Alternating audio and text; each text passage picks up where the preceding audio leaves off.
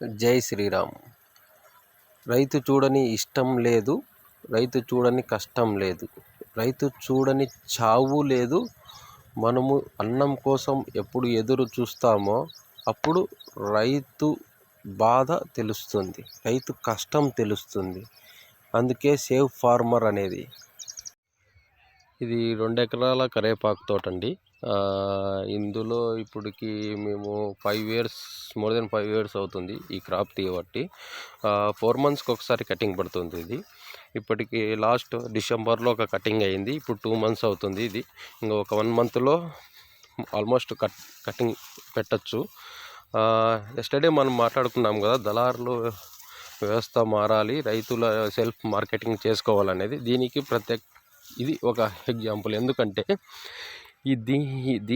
ఈ క్రాప్ని farmer sale చేసుకోవాలంటే చాలా కష్టంతో కూడినది. ఎందుకంటే ఈ వ్యాపారస్తులు అనేవాళ్ళు మీడియేటర్ ద్వారా నుంచి డైరెక్ట్ రైతు దగ్గరికి వస్తాడు, కానీ డైరెక్ట్ రైతు దగ్గర రాడు. ఆ రైతు దగ్గరికి రాకపోవడం వలన ఈ మిడిల్లో ఉన్న మీడియేటర్స్కి సమ్ అమౌంట్ పెట్టుకొని రిమైనింగ్ రైతులకి ఇస్తారు. ఇది ఎప్పుడైతే మారుతుందో అప్పుడు రైతు అనే వాళ్ళు బాగుపడతారు. ఎందుకంటే డైరెక్ట్ రైతు దగ్గరికి వచ్చి కొనడానికి 10 రూపీస్ ఉంటే, అదే నువ్వు ఒక మీడియేటర్ నుంచి కొనాలంటే వాడు అంతో 2 రూపీస్ పెట్టుకొని 12 రూపీస్కి అక్కడ సేల్ చేసి రైతుకు 10 రూపీస్కి కట్టించి 2 రూపీస్ అన్నెసెసరీ వాళ్ళు లాస్ కదా.